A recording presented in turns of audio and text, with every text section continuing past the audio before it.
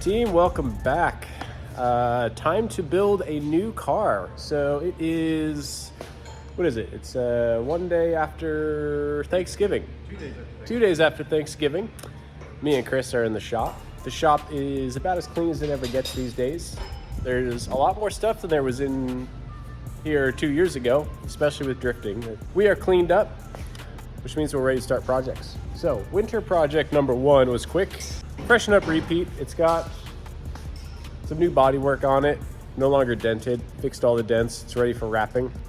We got Smokey here. Smokey's good. Smokey's got new wheels, new tires. It's ready, which means we need a new drift car because Mia over here is a little beat.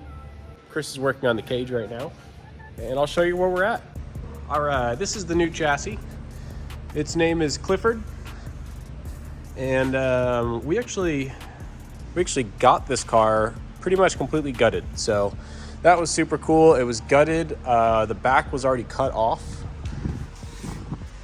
We haven't done a lot to this. I got the car sandblasted, which was awesome. There's so much sealant on these normally. It's pretty clean. It's like 90% for sure.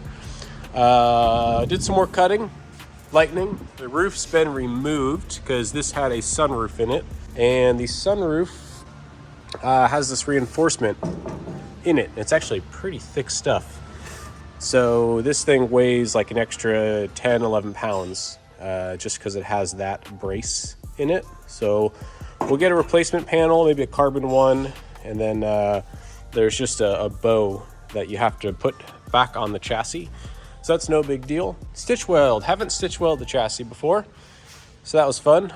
Took a day and went ahead and cleaned and went after anything I thought that was important. Like literally these areas here we actually broke on the other car. So today I need to make the block off plates for all the holes we're not gonna use. Actually pick what holes we're gonna use. This chassis came with the cage kit, which we're gonna use a bit of. Not all of it, because I want to go a little overboard. So Chris is actually modifying it already. We're going to bring this rear main hoop forward, more in line with the back of this window here. Yeah, I'll probably knock it off if I move it right now. So he's shortening these. Then we're going to do our own X door bars. Transmission tunnel is going to get a removable cover for quick service. Fuel cell this year, right? Radium fuel cell is going to go right there. It's already cut out and prepped for a quick change. The car actually came with a quick change rear end, which is pretty cool. So we got that chilling over here. Probably use all this as spare parts.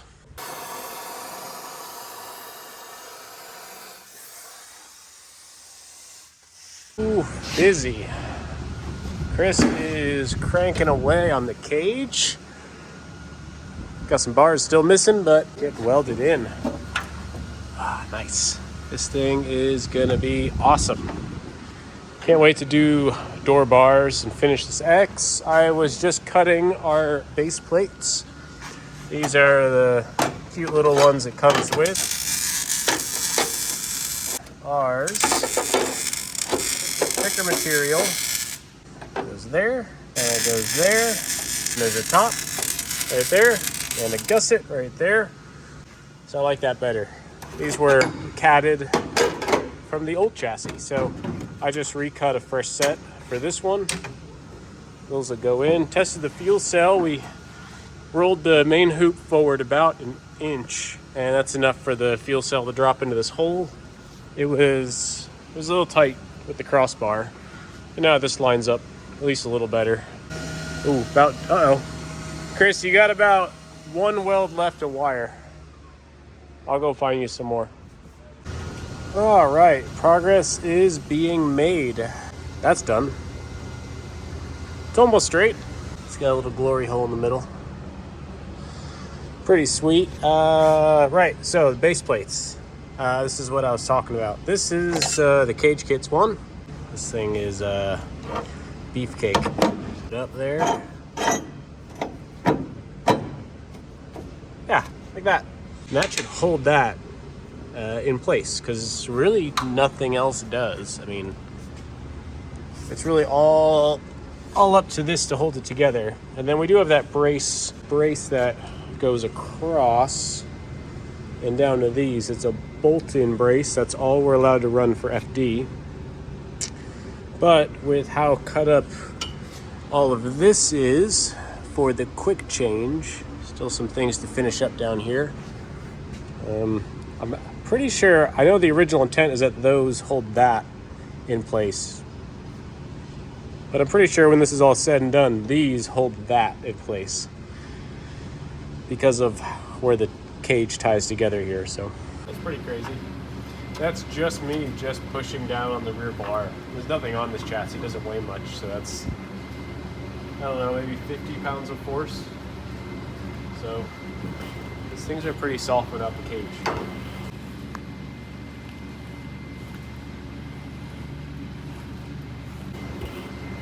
Another reason why this is such an important spot here to connect, keep this whole middle section from flexing up and down. All right, making progress. It's been 2 days. Getting there. We got a bit done. I got all that knocked out, a bunch of this. I'm thinking something like this. Got that one. Always wish I'd done that one on my other cages. Trying to figure out radiator placement. There's the easy spot. This is the easy spot, obviously. Then there's where it is in the current car, which is right there. Exit ducting, pretty easy. Inlet ducting, super hard. On this car, we can also put it in front of the X. Then the inlet and outlet ducting is impossible, but better for polar moment being in front of the axles. So we'll work on that. I gotta make some more little gusset plates. I've never done these before, so they might look a little amateurish, but I did the best I could. 3D printed some dimple die guys.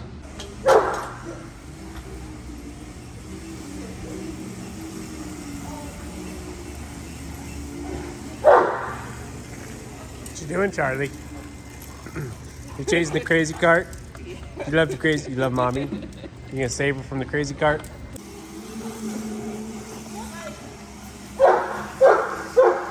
Who's gonna win? What happened, bud? You tired? You tired now? No? I think you won. Your lap dog won. Yeah, he won. Charlie, are you happy now? He says I'm gonna go for a ride. You won the game. Oh my god.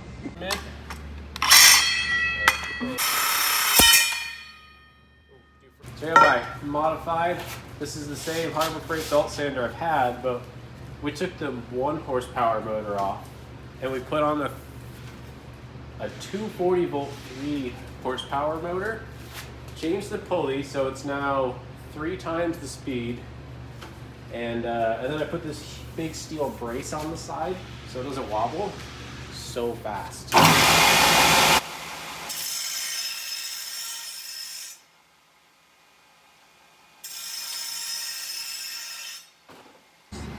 So the bend is like that much, but then we also want it to kick out a little bit.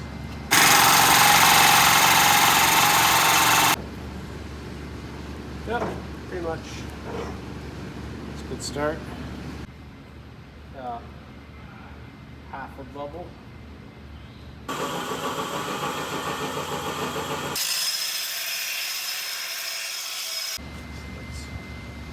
Go about like that. Then just needs to now be trimmed and then drop in there.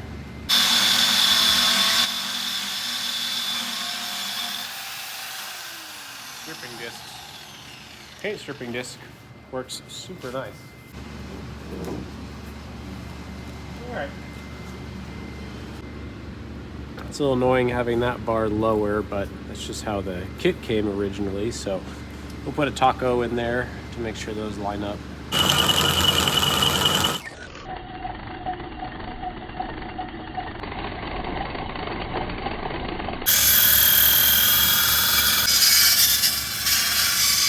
In the ballpark. Now we gotta figure out a lower. What's up, Charlie?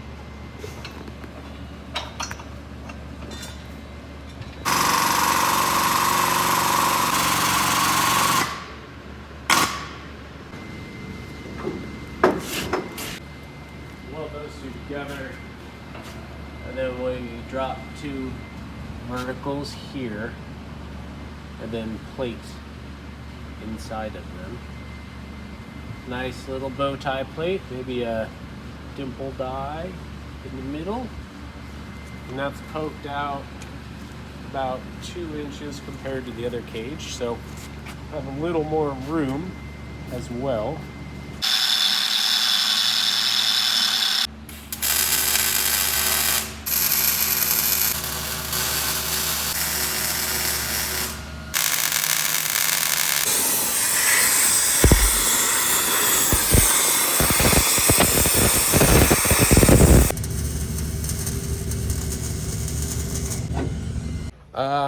I finished the other night.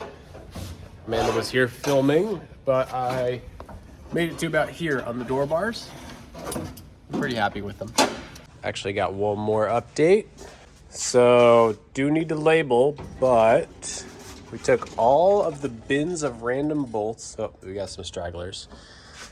And now we kind of organize them. So we got some of these guys, big suspension bolts, small, medium, big washers.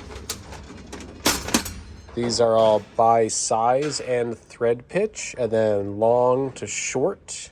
And there we go. We got weird American sizes. These are like fuel cell quarter 28s.